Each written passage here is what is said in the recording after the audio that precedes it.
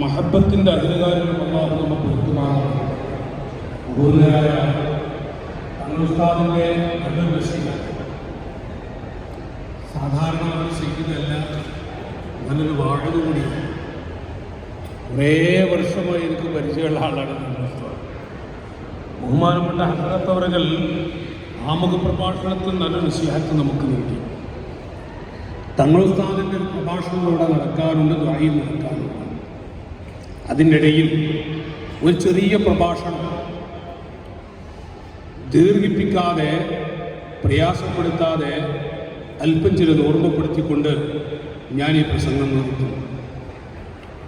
നബി സല്ലല്ലാഹു അലൈഹി വസല്ലം തങ്ങൾ ഒരു ദിവസം ഉഹദിലേക്കൊന്ന് ചെന്ന് നോക്കി. ഉഹദിലേക്ക് ചെന്ന് നോക്കുമ്പോൾ ചിതറിക്കിടക്കുന്നൊരു മനുഷ്യനെ കണ്ടു. ഒരു മനുഷ്യൻ്റെ ശരീരമാണ് അറ്റുകിടക്കുന്നത്. ആരായിരിക്കും ആ കിടക്കുന്ന മനുഷ്യൻ?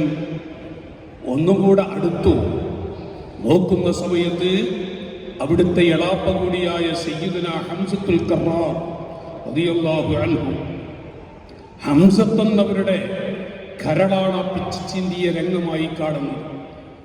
ഹംസത്ത് എന്നവർ ഉമർ ഇബ്നുൽ ഖത്താബിന്റെ വരവ് കണ്ടപ്പോൾ ഉമറേ, എന്തൊരു ലക്ഷ്യം വെച്ചുകൊണ്ടാണ് നബി സല്ലല്ലാഹു അലൈഹി വസല്ലം തങ്ങളുടെ അരികിലേക്ക് നിങ്ങൾ ചെല്ലുന്നത്? നല്ല നീയത്താണോ? അതല്ല എങ്കിൽ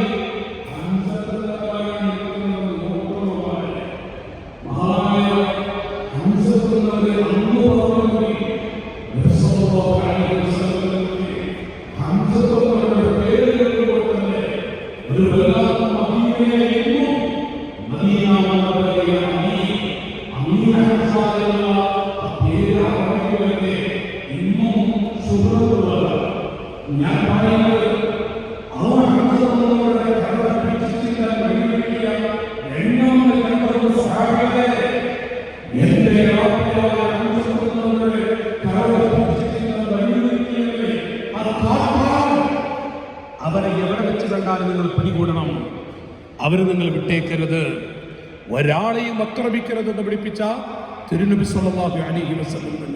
പക്ഷേ ഹംസത്ത് എന്നവരുടെ അവസ്ഥ കണ്ടപ്പോൾ പറഞ്ഞു, എവിടെ വെച്ച് കണ്ടാലും അവരെ നിങ്ങൾ വിട്ടേക്കരുത്. ദിവസങ്ങൾ കഴിഞ്ഞു, ആഴ്ചകൾ കഴിഞ്ഞു, മാസങ്ങൾ കഴിഞ്ഞു. അല്ലാഹുവിൻ്റെ ഹബീബിൻ്റെ ചാരത്തേക്ക് ആ മനുഷ്യൻ വന്നു. യാ റസൂലല്ലാഹ്, അന്ത റഹ്മത്തുൽ ലിൽ ആലം, അങ്ങ് ലോകത്തിന്റെ റഹ്മത്തല്ലേ നബിയേ. അന്ത റഹ്മത്തുൽ ലിൽ ആലം, അങ്ങ് ലോകത്തിന്റെ അനുഗ്രഹമല്ലയോ നബിയേ. ഹംസത്ത് എന്നവരുടെ കരട് പിച്ച് ചീന്താൻ വഴിയൊരുക്കിയ കാട്ടാളനായ വഹ്ശി എന്ന മനുഷ്യനെങ്ങാനും അവിടുത്തെ അരികിലേക്ക് നന്നാവാൻ കൊതിച്ചുകൊണ്ട്, സ്വർഗത്തിൽ പാറിക്കളിക്കാൻ ആഗ്രഹിച്ചുകൊണ്ട് അങ്ങയുടെ അരികിലേക്ക് വന്നാൽ അവിടുന്ന് ആട്ടിവിടുമോ നബിയേ? അവിടുന്ന് പറഞ്ഞില്ല, മോനെ, ഒരിക്കലും ഞാൻ ആട്ടിവിടില്ല, ഞാൻ അവൻ്റെ കൈ പിടിക്കും. പക്ഷേ ചിലപ്പോൾ ആ മുഖത്തേക്ക് നോക്കില്ല. കാരണം എൻ്റെ ഹംസത്തെന്ന എൻ്റെ എളാപ്പയുടെ ആ അവിടുത്തോടുള്ള മനസ്സെൻ്റെ മനസ്സിൽ അത് പൊതിഞ്ഞു പോയാൽ എൻ്റെ മനസ്സ് പൊട്ടിപ്പോകും. ചിലപ്പോൾ ഞാൻ അങ്ങോട്ട് നോക്കുകയില്ല. എന്നാലും ഞാൻ ഒരിക്കലും തട്ടിക്കളയുകയില്ല. മാഷാ അല്ലാഹ്, ഹംസത്തുൽ കറാർ റളിയല്ലാഹു അൻഹു, നബിത്തങ്ങളുടെ എല്ലാമെല്ലാമായ ഹംസത്ത് എന്നവരുടെ വേദനാജനകമായ രംഗമുണ്ടാക്കിയ മനുഷ്യൻ വന്നാൽ റസൂലുള്ളാഹി പറഞ്ഞു, ഞാൻ ഒരിക്കലും തന്നെ തട്ടിക്കളയുകയില്ല. നബി സല്ലല്ലാഹു അലൈഹി വസല്ലം തങ്ങളുടെ കാലുപൊട്ടി, അവിടുത്തെ നെരിയാണി പൊട്ടി രക്തം ഒഴുകുന്നു. അവിടുത്തെ വായിൽ നിന്നൊരു പല്ല് തെറിച്ചു. യുവാക്കളെ, പ്രായാധിക്യം കൊണ്ട് തെറിച്ചതല്ല, വീണത് കൊണ്ട് തെറിച്ചതല്ല, ആ പല്ല് തെറിപ്പിച്ചതായിരുന്നു. അവിടുത്തെ കഴുത്തിലേക്ക് പലതും വലിച്ചു, അവിടുത്തെ കഴുത്തിലേക്ക് പലതും വലിച്ചു. അവിടുന്ന് തലവൊക്കെ കഴിയാതെ വിഷമിച്ച ഒരു രംഗമുണ്ട്. ബീവി ഫാത്തിമ റളിയല്ലാഹു അൻഹ ഓടി വന്ന് ഉപ്പായെന്ന് വിളിച്ച ഒരു രംഗമില്ലേ? ഖദീജ ഉമ്മ പലപ്പോഴും പറയും, നബി സല്ലല്ലാഹു അലൈഹി വസല്ലം തങ്ങൾക്ക് വല്ല ടെൻഷനോ വല്ല വിഷമമോ ഒക്കെ ഉണ്ടായെങ്കിൽ ഞാൻ എല്ലാം ചെന്നുകൊണ്ട് പറയും, ഫാത്തിമയുടെ ഉമ്മ ഇരിക്കുന്നുണ്ട്. ഫാത്തിമയുടെ ഉമ്മ എന്ന് പറഞ്ഞാൽ ഉടനെ മുഖത്ത് നോക്കി പുഞ്ചിരിക്കും. ആ ഫാത്തിമ, കരളാകുന്ന ഫാത്തിമ ഓടി വന്നുകൊണ്ട് ഉപ്പ എന്ന് വിളിച്ച് അവിടുന്ന് കണ്ണീരൊടുക്കിയത് കണ്ടപ്പോൾ സ്വഹാബത്ത് പറഞ്ഞു, യാ റസൂലല്ലാഹ്, അങ്ങയുടെ വായിൽ നിന്ന് പല്ലുറപ്പിച്ച, അവിടുത്തെ കഴുത്തിലേക്ക് പലതും വലിച്ചെറിഞ്ഞ, അവിടുത്തേക്ക് കല്ലെടുത്തെറിഞ്ഞ ആ മനുഷ്യനൊന്ന് കേടായി വാഴ ചെയ്തുകൂടെ നബിയെ? അവിടുത്തേക്ക് ആ മനുഷ്യനൊന്ന് കേടായി വാഴ ചെയ്തുകൂടെ? എന്റെ സ്വഹാബികളെ, എന്റെ വായിൽ നിന്ന് പല്ല് തെറിപ്പിച്ച, എന്നെ കല്ലെടുത്തെറിഞ്ഞ ആ മനുഷ്യനെ അല്ലാഹു തആല ഹിദായത്തിന്റെ വെളിച്ചം കൊടുത്ത് ഈമാനിന്റെ പ്രകാശം നൽകി സ്വർഗത്തിലേക്ക് പോകുന്നത് കണ്ടാൽ, സ്വർഗത്തിലേക്ക് പോകുന്നത് കണ്ടാൽ എന്റെ സന്തോഷം എത്രയാണ് സ്വഹാബികളെ! എന്റെ വായിലൊന്ന് പല്ലു തെറിപ്പിച്ചവന് അല്ലാഹു സന്മാർഗത്തിന്റെ വഴിയെന്ന് കാണിച്ചു കൊടുത്തിട്ട് സ്വർഗത്തിലേക്ക് പോകുന്നത് കണ്ടാൽ എന്റെ സന്തോഷം എവിടെയായിരിക്കും, എത്രയായിരിക്കുമെന്ന് പറഞ്ഞ് സന്തോഷത്തോടെ കണ്ണീരെടുക്കുക മുഹമ്മദുർ റസൂലുള്ളാഹ് സ്വല്ലല്ലാഹു അലൈഹി വസല്ലം. ഈ നബി തങ്ങളുടെ മക്കളല്ലേ നമ്മൾ? വസന്തമാസം വന്നു ഏതെങ്കിലും ഒരു മനുഷ്യനോടൊരു ചെറിയ വിഷമം, ഒരു പ്രയാസം, ഒരു അകൽച്ച, അത് കുടുംബത്തിലാവട്ടെ നാട്ടിലാവട്ടെ, നബിത്തങ്ങളുടെ ആ റിള ലഭിക്കോ എന്നുള്ളത് നാം മനസ്സാക്കോട് ചോദിക്കേണ്ടതാണ്. അല്ലാഹുവിന്റെ ഹബീബിനോടുള്ള ഒരു ചെറിയ ബന്ധം നമുക്ക് ഉണ്ടാക്കിയെടുക്കലാണ് ജീവിതത്തിലെ ഏറ്റവും വലിയ തൗഫീഖ്. അഷ്റഫുൽ ഖൽഖ് സ്വല്ലല്ലാഹു അലൈഹി വസല്ലം ഹബീബായ നബി മുഹമ്മദുർ റസൂലുള്ളാഹി മുഹമ്മദ് മുസ്തഫ മുഹമ്മദുർ റസൂലുള്ളാഹ്. റസൂലുള്ളാഹിന്റെ പേരക്കുട്ടിയുണ്ട്, ബഹുമാനപ്പെട്ടവരുണ്ട്, ഹസ്രത്ത് അവരുടെ. മറ്റൊരു വിഷയം പോലെയോ മറ്റൊരു പേടിയാണ് എന്ന് ഞാൻ ഇന്നലെയൊക്കെ ഹസ്രത്തിനൊക്കെ എത്തിയാൽ പേടിക്കപ്പെടേണ്ട വലിയൊരു കാര്യമാണ്. ഏറ്റവും വലിയ സുഹൃതമായിട്ടുള്ള ഒരു കാര്യമാണ്. ചിലപ്പോൾ റസൂലുള്ളാഹിനെ പറയുമ്പോൾ നമ്മളെല്ലാവരും ആവശ്യങ്ങളൊക്കെ കഴിച്ചാൽ അതിന് വ്യക്തങ്ങളുമായി ബന്ധപ്പെട്ട ഒരു വിഷയം പേടിയുണ്ട്. മഴ പറയുമ്പോഴത്തെ ഒരു ബേജാർ, നമ്മുടെ ഭാഗത്ത് ഏതെങ്കിലും ഒരാൾ ശ്രദ്ധിക്കാതെ ഏതോ രോഗത്തിന് കഴിഞ്ഞാൽ വല്ലാത്തൊരു സൂര്യമാകുന്നത് മദീനയുമായിട്ട് സൂര്യത ഭക്താനെ കാട്ടട്ടെ. ഞാനിവിടെ മടുപ്പിക്കുന്നില്ല. ഞാൻ കുറച്ച് കുറേ ആളുകൾക്ക് വാട്സപ്പിലുണ്ട്, അതുകൊണ്ടാണ് ഞാൻ ഇപ്പോൾ പറയുന്നത്. ഒരുപാട് ആളുകൾ അത് വല്ലാത്ത ഹൈറുമാണ്, സെറുവാണ്. ഏതായിരുന്നാലും ഞാൻ നിങ്ങളുടെ മനസ്സ് നമ്മൾ കഴിക്കുന്നു, ഞാൻ നിങ്ങളെ വിഷമിപ്പിക്കാനില്ല. റസൂലുള്ളാഹിന്റെ മദ്ഹ് പറഞ്ഞിട്ട് നിങ്ങളുടെ ശ്രദ്ധ മാറ്റിപ്പിക്കാനും ഞാനില്ല. ഞാനിത് നിർത്തുന്നു, അവിടുന്ന് പ്രസംഗിക്കും, അവിടുന്ന് വഅദ് പറയും, ദുആ ചെയ്തു തരും. പ്രിയപ്പെട്ട സഹോദരങ്ങളെ, നബി സല്ലല്ലാഹു അലൈഹി വസല്ലം തങ്ങളുടെ എല്ലാമല്ലേ അബൂബക്കർ സിദ്ദീഖ് റളിയല്ലാഹു അൻഹു. സിദ്ദീഖ് തങ്ങളുടെ പേരിൽ മദീനയിൽ ഒരു പള്ളി കാണാം. ആ പള്ളി നിൽക്കുന്ന സ്ഥലത്ത് എന്താ അതിൻ്റെ പ്രത്യേകത ചോദിച്ചാൽ, സിദ്ദീഖ് തങ്ങളുടെ പള്ളിയുള്ള സ്ഥലത്ത് വല്ലാതെ കണ്ണീരൊടുക്കിയിട്ടുണ്ട്, വല്ലാതെ കരഞ്ഞുപോയിട്ടുണ്ട്. സിദ്ദീഖ് തങ്ങൾ എന്ത് കരച്ചിലറിയോ? അമ്പിയാക്കളെ കഴിഞ്ഞാൽ ഏറ്റവും പവറുള്ള സയ്യിദുന അബൂബക്കർ സിദ്ദീഖ്. സിദ്ദീഖ് തങ്ങളുടെ ഈമാൻ ഒരു തുലാസിനും ലോകത്തുള്ള മുഴുവൻ ഔലിയാക്കൾ, അഖ്താബികൾ, ഔതാദികൾ, അബ്ദാലികൾ, ലോകത്തുള്ള കോടാനക്കോടി വരുന്ന അബ്ദാലികളുടെ ഈമാൻ മറ്റൊരു തട്ടിലുമാണെങ്കിൽ സിദ്ദീഖ് തങ്ങളുടെ ആ ഈമാനിന്റെ ചാരത്തേക്ക് ഒരിക്കലും എത്തുകയില്ല. സിദ്ദീഖ് റളിയല്ലാഹു അൻഹുവിന്റെ ഈമാൻ അതങ്ങനെയാണ്. ആ സിദ്ദീഖ് റളിയല്ലാഹു അൻഹു വല്ലാതെ കരയുന്നത് കണ്ടു. പടച്ചവനെ, ഉമർ ഇബ്നുൽ ഖത്താബ് തങ്ങള് ആശ്ചര്യത്തോടുകൂടെ, അജബോടുകൂടെ, എൻ്റെ സിദ്ദീഖിന് എന്തു പറ്റി, എന്തൊരു കരച്ചിൽ, എന്തുമാത്രമാണ്, എത്രയോ കണ്ണുനീരൊഴുകുന്നത്. അവിടുന്ന് കണ്ണീരൊഴുകിയ ആ സ്ഥലത്ത് ഇന്നും അതിൻ്റെ ഷിആറുകൾ അഥവാ അതുമായി സ്മരിക്കാൻ വേണ്ടി ചില ഭാഗങ്ങളുണ്ട് എന്ന് മഹത്വത്തിൽ വിവരിക്കുമ്പോൾ ഞാൻ പറയുന്നത്, എൻ്റെ സിദ്ദീഖ് എന്തിനാണ് ഇത്ര കരയുന്നത്? മഹാനായ ഉമർ ഇബ്നുൽ ഖത്താബ് റളിയല്ലാഹു അൻഹു സിദ്ദീഖ് തങ്ങളുടെ ചാരത്ത് ചെന്നു. എൻ്റെ സിദ്ദീഖേ, എന്ത് കരച്ചിലാണ് അങ്ങ് കരയുന്നത്? എന്താണ് അവിടത്തേക്ക് പറ്റിയത്? എന്റെ ഉമറേ, നബി സല്ലല്ലാഹു അലൈഹി വസല്ലം ലോകത്തോട് വിട പറഞ്ഞു. ഇനി ഈ ഭൂമിയോട് വിട പറയാം. ചിലപ്പോൾ ഞാനായിരിക്കും ആദ്യം പോകുന്നത്. ഞാൻ എൻ്റെ പൊന്നുമകൾ ആയിഷ എന്ന എൻ്റെ പൊന്നുമകളുടെ വീട്ടിൽ ചെന്നു, അരികിൽ ചെന്നു. ഞാൻ വാതിൽക്കൽ ചെന്ന് കണ്ണീരൊടുക്കി എൻ്റെ തുറന്നു. ഉപ്പാ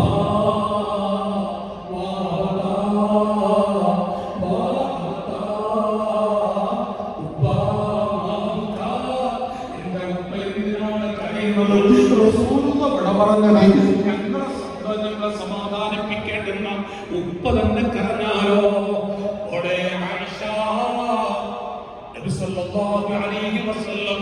ലോകത്തോട് വിട പറഞ്ഞത് കൊണ്ടല്ല കരയുന്നത്.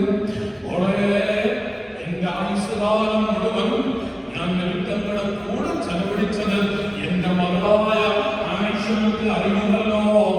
റസൂലുള്ളാഹിന്റെ കാലം ചുവട്ടിലൊന്ന് എനിക്ക് കിടക്കാൻ ആശയുണ്ട്. തങ്ങളുടെ കാലം ചുവട്ടിലൊന്ന് എനിക്ക് കിടക്കാൻ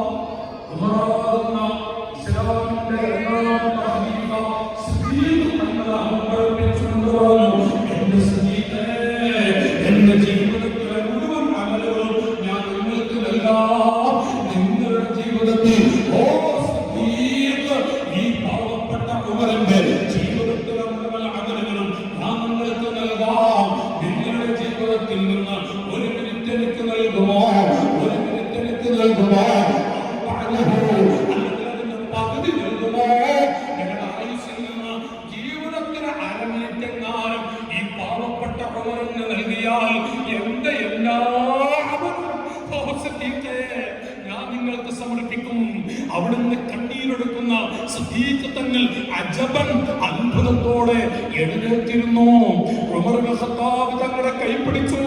ഉമറിന്റെ മുഖത്ത് നോക്കി, എന്റെ ഉമറേ, ഈ പാവപ്പെട്ട സിദ്ദീഖിന്റെ ജീവിതത്തിൽ കടന്നുപോയ എന്റെ ജീവിതത്തിലെ ആ ഒരു മിനിറ്റ് ഏതാണ്? എന്റെ ജീവിതത്തിലെ ആ അര മിനിറ്റ് ഏതാണ്?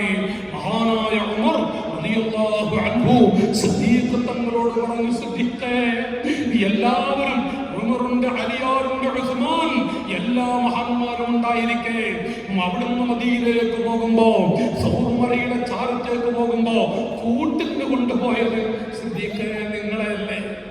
എല്ലാവരും ഉണ്ടായിരിക്കെ റസൂലുള്ള നിങ്ങളെയല്ലേ തെരഞ്ഞെടുത്തത്? എന്റെ സിദ്ദീഖേ, നിങ്ങൾ നബി തങ്ങളുടെ കൂടെ പോയി ആ മലയുടെ ചാരത്ത് മൂലയിൽ നിങ്ങൾ ഇരുന്നപ്പോൾ നിങ്ങളുടെ മടിയിലല്ലേ റസൂലുള്ള കിടന്നത്? സിദ്ദീഖേ, നിങ്ങളുടെ മടിയിലല്ലേ മുത്തുനബി സ്വല്ലല്ലാഹു അലൈഹി വസല്ലം കിടന്നത്? എല്ലാ പൊത്തുകളും നിങ്ങൾ അടച്ചു പലതുകൊണ്ടും അവസാനം ഒരു പൊത്ത് അത് അടക്കാൻ നിങ്ങളുടെ കയ്യിൽ ഒന്നുമില്ല. നിങ്ങളുടെ കാലുകൊണ്ടോ കൈകൊണ്ടോ അടച്ചില്ലേ? വിഷമുള്ള പാമ്പുകൊണ്ടോ കൊത്തിയല്ലോ? എന്തൊരു വേദനയാണ് നിങ്ങൾ സഹിച്ചത്? ആ സമയത്ത് നിങ്ങൾ കരഞ്ഞോ? നിങ്ങളുടെ കണ്ണിൽ നിന്നൊരു തുള്ളി വെള്ളം റസൂലുള്ളാഹിയുടെ മുഖത്തേക്ക് തെറിച്ചോ? നബി തങ്ങളുടെ മുഖത്തേക്ക് ഒരു തുള്ളി വെള്ളം കൊണ്ട് ഊറ്റിയ സമയം നബി തങ്ങളുടെ കണ്ണ് തുറന്നില്ലേ? നിങ്ങൾ ഇരിക്കുന്നു, നിങ്ങളുടെ മടിയിലാണ് കിടക്കുന്നത്. സിദ്ദീഖേ, നബി സ്വല്ലല്ലാഹു അലൈഹി വസല്ലം നിങ്ങളുടെ മുഖത്ത് നോക്കിക്കൊണ്ട് എന്തിനാണ് സിദ്ദീഖേ കരയുന്നത് എന്ന് ചോദിച്ചില്ലേ? നിങ്ങൾ എന്താണ് മറുപടി കൊടുത്തത്? യാ റസൂലല്ലാഹ്, യാ റസൂലല്ലാഹ്, വിഷമുള്ള പാമ്പ് എന്നെ കൊത്തുന്നുണ്ട്, എന്നെ വിഷമുള്ള പാമ്പ് എന്നെ കൊത്തുന്നുണ്ട്, വല്ലാത്ത വേദനയുണ്ട്. എന്താണെങ്കിലും ഞാൻ എന്റെ കാലെടുക്കില്ല. അങ്ങേക്കൊരു മുള്ളു നടക്കുന്നത് പോലും എനിക്ക് ഊഹിക്കാൻ കഴിയില്ല. ഞാൻ എന്റെ കാലെടുക്കില്ല എന്ന് അങ്ങ് റസൂലുള്ളാഹിനോട് പറഞ്ഞപ്പോ, സിദ്ദീഖേ, നബി തങ്ങൾ അങ്ങയോട് സംസാരിക്കുമ്പോ അങ്ങ് നബി തങ്ങളുടെ മുഖത്തേക്ക് നോക്കിയില്ലേ? യുവാക്കളെ, ഉമറാണ് പറയുന്നത്, ഉമർ ഇബ്നു ഖത്താബ് തങ്ങൾ, സിദ്ദീഖേ, നിങ്ങൾ അഷ്റഫുൽ ഖൽഖ് തങ്ങളുടെ മുഖത്ത് നോക്കിയപ്പോ നബി തങ്ങൾ നിങ്ങളുടെ മുഖത്ത് നോക്കിയപ്പോ ആ രണ്ട് മുഖം എത്ര അടുത്തായിരുന്നു, ആ രണ്ട് മുഖം എത്ര അടുപ്പിച്ചിരുന്നു. ആ സമയത്ത് നിന്ന് അരമിനിറ്റ് നൽകിയാൽ ഈ ഉമറിന്റെ എല്ലാ അമലുകളും ഞാൻ നിങ്ങൾക്ക് നൽകാം. ഓ ജ്യേഷ്ഠ അനുജ സഹോദരങ്ങളെ, അഷ്റഫുൽ ഖൽഖ് തങ്ങളുടെ ഏറ്റവും അടുത്ത എല്ലാമെല്ലാമായി സിദ്ദീഖ് തങ്ങളുടെ ഒരു മിനിറ്റിന്റെ പവർ അല്ല, അരമിനിറ്റിന്റെ പവർ. ബഹുമാനപ്പെട്ട നബി തങ്ങളുടെ പേരെ കുട്ടിയിരുത്തി മഹാനായ ഹസ്രത്ത് അവരുടെ ഇരുത്തി ഞാൻ എന്റെ ഈ മനസ്സിനോടൊന്ന് പറയട്ടെ. അഷ്റഫുൽ ഖൽഖ് തങ്ങളുടെ എല്ലാമെല്ലാമായ സിദ്ദീഖ് റളിയല്ലാഹു അൻഹുവിന്റെ ആ ജീവിതത്തിലെ ഒരു സെക്കൻഡ്, ഒരു മിനിറ്റിന്റെ വില അതെന്താ ചോദിച്ചാൽ സിദ്ദീഖിന്റെ ഈമാൻ, സിദ്ദീഖിന്റെ ഈമാൻ. ആ ഈമാനും ലോകത്തുള്ള മുഴുവൻ മുഅ്മിനീങ്ങളുടെ അമ്പിയാക്കളെ മാറ്റിവെച്ചാൽ മുഴുവൻ മുഅ്മിനീങ്ങളുടെ ഈമാൻ എടുത്തു നോക്കിയാൽ സിദ്ദീഖിന്റെ ഈമാനിന്റെ ചാരത്തേക്ക് അതെത്തുകയില്ല. കാരണം സിദ്ദീഖ് തങ്ങളുടെ മനസ്സിൽ മുഹമ്മദ് മുസ്തഫ, മുഹമ്മദ് റസൂലുള്ളാഹ് നബി സല്ലല്ലാഹു അലൈഹി വസല്ലം തങ്ങൾ വല്ലാതെ പതിഞ്ഞിരുന്നു. എന്റെ അനുജന്മാരെ, കാലഘട്ടം വലിയമസമാണ്. സ്വന്തം ഉമ്മയുടെ നെഞ്ചത്ത് ചവിട്ടുന്ന കാഴ്ചകൾ കാണുന്നില്ലേ നിങ്ങൾ? കർണാടകയിലെ എന്റെ പ്രിയപ്പെട്ട സഹോദരങ്ങളോട്, കേരളക്കരയിലെ കേരള സഹോദരങ്ങളോട് ഞാൻ ചോദിക്കട്ടെ, ഇപ്പോഴും വാട്സപ്പിലൂടെ നിറഞ്ഞു കിടക്കുന്നുണ്ട്, വാട്സപ്പിലല്ലാതെ ചിലപ്പോൾ വീഡിയോ അത് കണ്ടു കാണും. എന്താണെന്ന് അറിയോ? എന്റെ ഉമ്മയുണ്ട്, ആ ഉമ്മയെ കോടതി വെച്ച് ഉദ്യോഗത്തിന് പറയുന്ന മോളെ, പൊന്നുമകളെ ചെന്നിട്ട് മോളെ, നിന്റെ കാമുകൾ വന്നിരിക്കുന്നു, നിന്റെ ഉമ്മയും വന്നിരിക്കുന്നു, നീ നിന്റെ ഉമ്മയുടെ കൂടെ പോകുന്നുവോ അതോ കാമുകന്റെ കൂടെ പോകുന്നുവോ? ഉടനെ തന്നെ ആ പെൺകുട്ടി പറഞ്ഞത്, ഞാൻ എന്റെ കാമുകന്റെ കൂടെയാണ്, ഞാൻ എന്റെ കാമുകന്റെ കൂടെയാണ്. ആ സമയം പെറ്റ ഉമ്മ പൊന്നുമകളുടെ കാലം ചുവട്ടിൽ വീണു.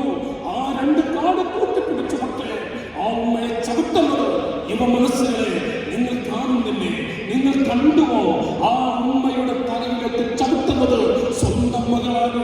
മോളെ മോളെ ചവിട്ടിക്കൊണ്ടിരിക്കുമ്പോ വേദന കൊണ്ട് പിടയുമ്പോ ആ പ്രിയപ്പെട്ട ഉമ്മ വിളിച്ചു, മോളെ മോളെ എന്ന് വിളിച്ചു. എന്നിട്ടും ചവിട്ടി തട്ടിത്തെറിപ്പിച്ചു. കാമുകന്റെ കൂടെ ആ പെൺകുട്ടിയെ ഇറങ്ങിപ്പോകുന്നത് കാണുന്നില്ലേ? എന്റെ പെങ്ങളോട്, എന്റെ ശബ്ദം നിർത്തുന്ന പെൺകുട്ടികളോട്, മോളെ 2 മിനിറ്റ് സുഖത്തിന് വേണ്ടി ഏതെങ്കിലും ഒരു ചെക്കന്റെ കൂടെ പെറ്റമ്മയുടെ മനസ്സ് പൊട്ടിച്ച്, വാപ്പയുടെ മനസ്സ് പൊട്ടിച്ച് ഏതെങ്കിലും ഒരു ചെക്കന്റെ കൂടെ നീ ഇറങ്ങിപ്പോയാൽ മോളെ അവന്റേത് കഴിഞ്ഞാൽ അവൻ നിന്നെ ചവറ്റുകൊണ്ടയിലേക്ക് മരിച്ചെറിയും. ആർക്കും വേണ്ടാത്ത ചണ്ടിയായി, ഞാൻ നേതൃത്വത്തിലേക്ക് പറയുന്നു, ആർക്കും വേണ്ടാത്ത ചണ്ടിയായി, ആർക്കും വേണ്ടാത്തവളായി കുടുംബത്തിന് നീ വേണ്ട, നാണം കെടുത്തവളായി അവസാനം റോഡരികിൽ കിടക്കുമ്പോൾ ഒരൊറ്റ കുട്ടി തിരിഞ്ഞു നോക്കാതെ, ഒരു തുള്ളി വെള്ളം കിട്ടാതെ എന്റെ പെൺകുട്ടികളോട്, അനുജത്തിമാരോട് ഞാൻ പറയട്ടെ, ആ സമയത്തായിരിക്കും ആ ഘട്ടം ഏറ്റവും അറിയുന്നു. ആ സമയത്ത് നോക്കുന്നുങ്ങൾ ആ സമയം ഓടച്ചെന്ന് മോളെ എന്ന് വിളിച്ചു, അടച്ചുപൂട്ടി, കൊണ്ട് വെള്ളം കൊടുത്തു, നേരെ വീട്ടിൽ കൊണ്ടുപോയി അടച്ചുപൂട്ടിയിട്ട് ഭക്ഷണം കൊടുക്കുന്നു. ആരാണെന്നറിയോ? നീ കാമുകന്റെ കൂടെ പോകുന്നുവോ അതോ നിന്റെ ഉമ്മയുടെ കൂടെ പോകുന്നുവോ എന്ന് ചോദിച്ചപ്പോ കാമുകന്റെ കൂടെയാ പോകുന്നതെന്ന് പറഞ്ഞ് ഇറങ്ങുന്ന പൊന്നുമകളുടെ കാല് പിടിച്ച് ആ കാൽക്കലിനോട് കൊണ്ട് പെട്ടെന്ന് പൊട്ടിക്കരഞ്ഞുമായ ഉമ്മ. പക്ഷേ വളരെ നിന്റെ ഉമ്മാക്ക് നിന്നെ മറക്കാൻ കഴിയില്ല.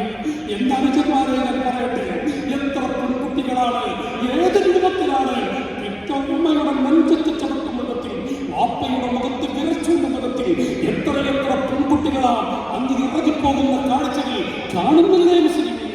കാണുന്നില്ലേ യുവാക്കളെ? സ്വന്തം ഭർത്താവിനെ വഞ്ചിച്ചുകൊണ്ട് പ്രിയപ്പെട്ട ഭർത്താവ് ഭാര്യയുടെ എല്ലാം നടപ്പട്ടെ, ഭർത്താവിനെ വഞ്ചിച്ചുകൊണ്ട് എന്റെ ശബ്ദത്തിലെത്തുന്ന പെണ്ണോട്, മോളെ നീ നിന്റെ ഭർത്താവിനെ വഞ്ചിച്ച്, നിന്റെ ഭർത്താവിനെ ചതിച്ച് ഏതെങ്കിലും ഒരു ചെക്കനോട് വാട്സപ്പിലൂടെയോ മറ്റോ കുശലം പറയുന്നുവെങ്കിൽ, ഏതെങ്കിലും ഒരു കുട്ടിയോട് നിന്റെ പ്രിയപ്പെട്ട ഭർത്താവിനെ ചതിച്ചുകൊണ്ട് വഞ്ചിച്ചുകൊണ്ട് നല്ല ബന്ധവും കിടപ്പുമുറിയുടെ ഇടവും നീ എങ്ങാനും നൽകിയാൽ വളരെയറപ്പിന്റെ വിടുവോ, പടച്ചുറപ്പിന്റെ വിടുവോ? മുത്തുനബി സല്ലല്ലാഹു അലൈഹി വസല്ലം ഈമാനിന്റെ വെളിച്ചം പടച്ചുറപ്പ് നിനക്ക് നൽകിയെങ്കിൽ നബിത്തങ്ങളുടെ ഉമ്മത്തിൽപ്പെടാനുള്ള ഭാഗ്യം ലഭിച്ചത്. ആ പ്രിയപ്പെട്ട ഈമാനിന്റെ വെളിച്ചം തെറിപ്പിക്കും വിധത്തിൽ ഭർത്താവിനെ വഞ്ചിച്ച് ഏതെങ്കിലും ഒരു ചെക്കനോട് പോകട്ടെ, മറിച്ചു പറയട്ടെ, എന്റെ അനുജന്മാരെ, നമ്മുടെ ഭാര്യ, നമ്മുടെ മക്കളുടെ ഉമ്മയെ, നമ്മുടെ മക്കളുടെ ഉമ്മ, അതുപോലെ നമ്മുടെ എല്ലാം ഭാര്യയെ ചതിക്കരുത്, ഭാര്യയെ വഞ്ചിക്കരുത്. നമ്മുടെ ഭാര്യയെ വഞ്ചിച്ച് ഏതെങ്കിലും ഒരു പെൺകുട്ടിയോട് നല്ല ബന്ധം സ്ഥാപിക്കുന്നുവെങ്കിൽ മനുഷ്യ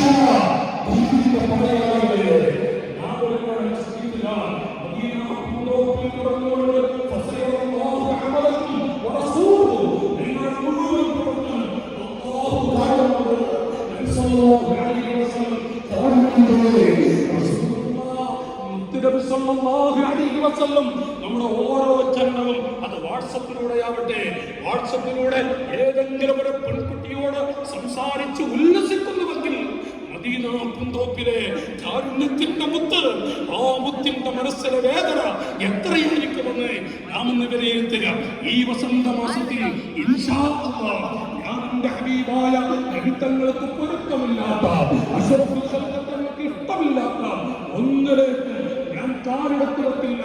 അതിനുള്ള സബബ് ഈ വസന്തമാസം യാ റബീയ, യാ റബീയ, യാ റബീയ, വസന്തമാസം എനിക്കതിന് അനുകൂലമാകണമെന്ന് ആ ഒരു ബോധം ഇൻഷാ അല്ലാഹ് പവിത്രമായ വസന്തമാസത്തിലെ 12-ാമത്തെ മോളേക്കും 12-ാമത്തെ ദിവസം വരുമ്പോഴേക്കും തങ്ങളുടെ മഹികളുടെ കൽവിൽ ആഞ്ഞടിക്കുമ്പോ മാറ്റം വരണം, മാറ്റം വരുത്തണം. ഇല്ല എന്റെ ഹബീബായ ലോകത്തിന്റെ നേതാവ്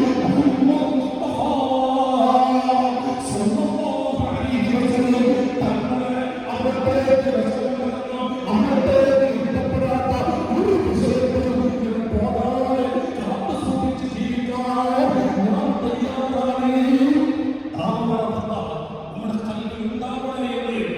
ഓർമ്മപ്പെടുത്തിക്കൊണ്ട് ഞാൻ ഈ പ്രസംഗം നിർത്തുന്നു.